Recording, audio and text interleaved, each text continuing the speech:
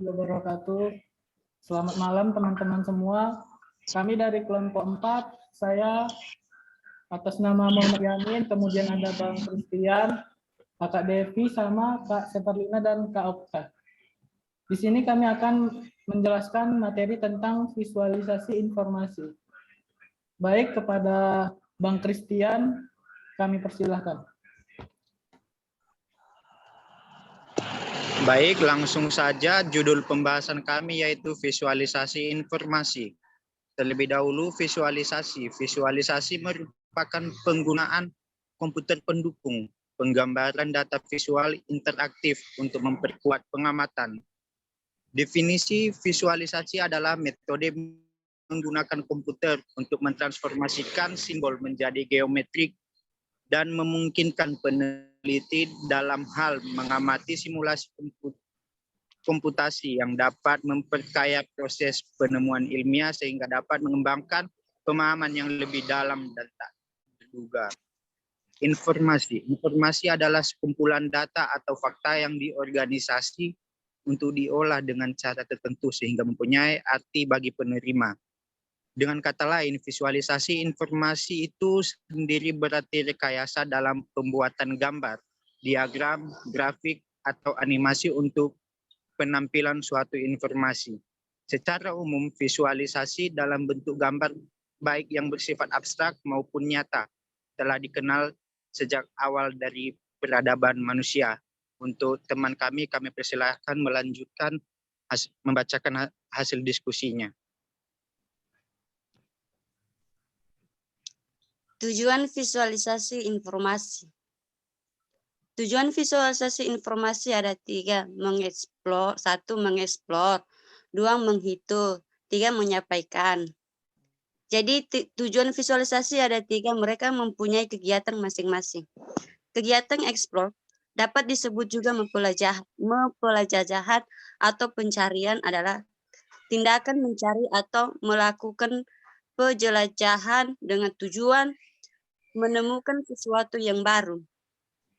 Dalam hal visualisasi, mengeksplor bisa dalam bentuk eksplorasi terhadap data atau informasi yang ada yang dapat digunakan sebagai salah satu dari elemen pengambilan keputusan.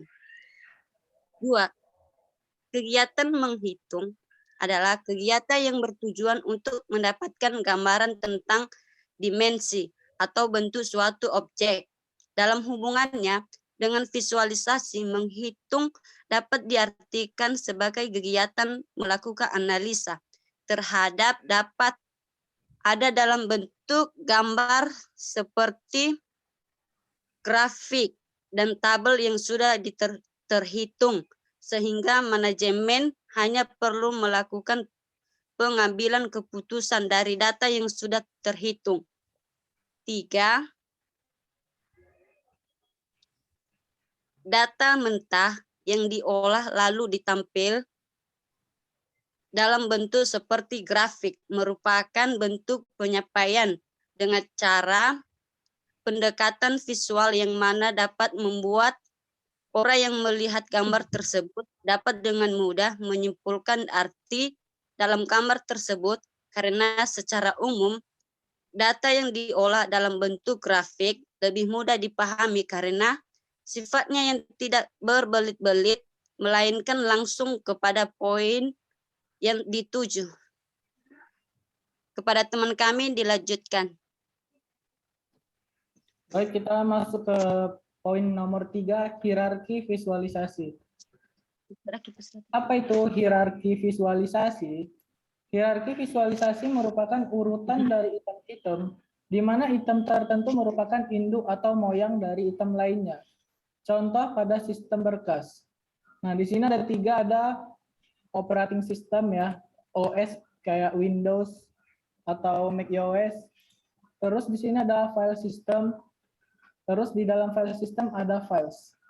Maksudnya apa? Induk atau moyang dari item lainnya itu maksudnya ini files ini dia induknya ke file system. File system ini induknya ke operating system. Untuk lebih jelas kita lihat contoh sistem berkas berikut. Nah, di sini kita sudah mengenal seperti biasa ketika pembuatan file PHP, ketika menjalankan kita harus memasukkannya ke dalam folder htdocs. Htdocs ini merupakan folder utama untuk menjalankan file dengan ekstensi PHP. Kemudian di dalam htdocs biasanya kita mempunyai aplikasi. Nah, aplikasi itulah yang mau dijalankan. Aplikasi yang berada dalam htdocs itu namanya subfolder. Subfolder ini induknya itu folder utama. Folder utama itu htdocs. Nah, itulah yang dibilang moyangnya itu. Nah, ini perpustakaan sebagai child dan htdocs sebagai parent.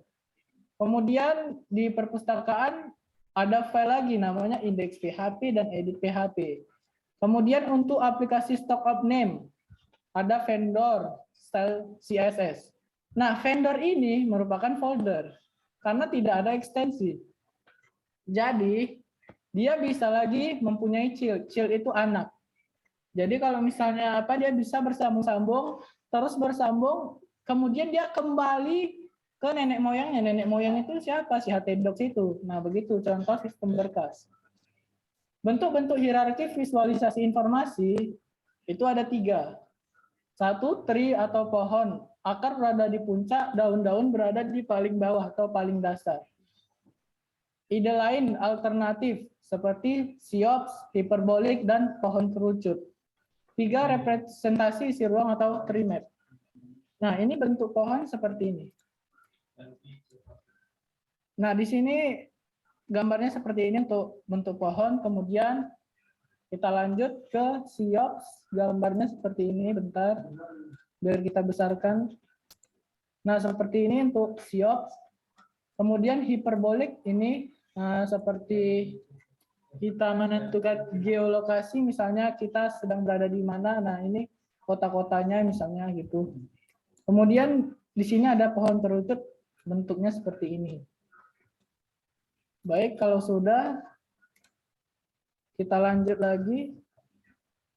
Nah, ini untuk representasi isi ruang. Untuk representasi isi ruang, di sini misalnya gudang atau gudangnya untuk menaruh apa, di sini kacang apa, dia dibagi-bagi. Jadi kita menampilkan ruang itu dengan menggunakan visualisasi seperti itu. Oke, lanjut ke teman kita yang berikutnya. Baik, sekarang kita masuk ke poin yang keempat, yaitu audio dan agen. Next, Bang. Nah, yang pertama audio.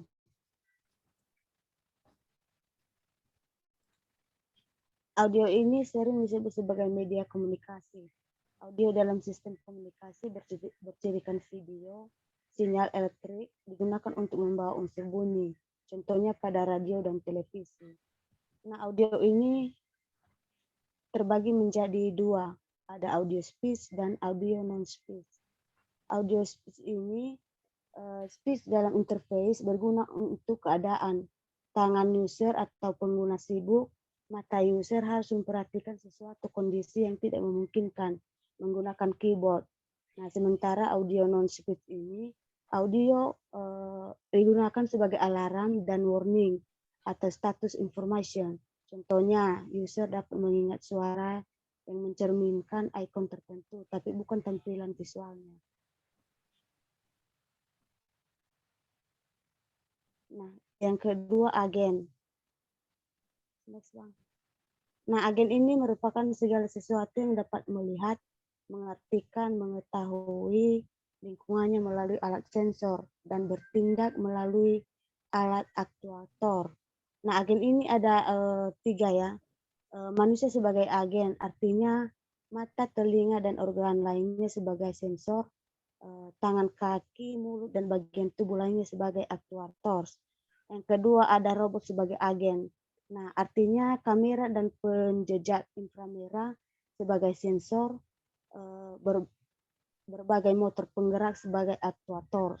Yang ketiga ada software sebagai agen, yaitu tekanan pada keyboard, isi file, dan paket-paket pada jaringan sebagai pemasukan sensor. tampilan pada layar, penulisan file, dan pengiriman paket jaringan sebagai keluaran aktuator.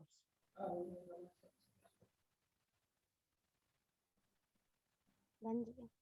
Nah, di sini ada tipe-tipe agen yang ada 3 ya, ada goal based, ada utility based, dan learning. Nah, goal based ini yaitu tujuan-tujuan tertentu dapat dicapai dengan cara-cara berbeda. Yang kedua, utility based, agen membutuhkan tujuan untuk mengetahui situasi mana yang diharapkan. Akan menjadi sulit ketika urutan yang panjang dari tindakan-tindakan dibutuhkan untuk mencari tujuan. Sementara learning ini sebagai program-program agen terlebih dahulu mendeskripsikan metode untuk memilih tindakan-tindakan atau action.